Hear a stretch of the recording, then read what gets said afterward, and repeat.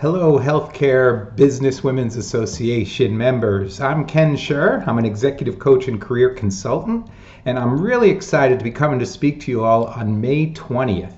Now, this is going to be a great session on how to maximize LinkedIn to help you with your job search.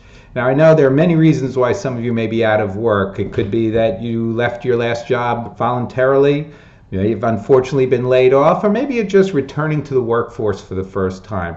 Regardless, LinkedIn is a key to helping you get your next opportunity.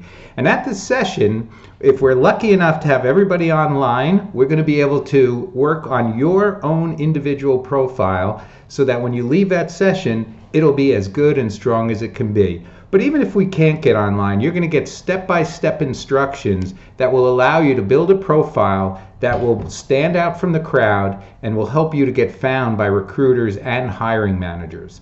So I hope you are able to make it on May 20th, and I look forward to meeting you all. Until then, be well.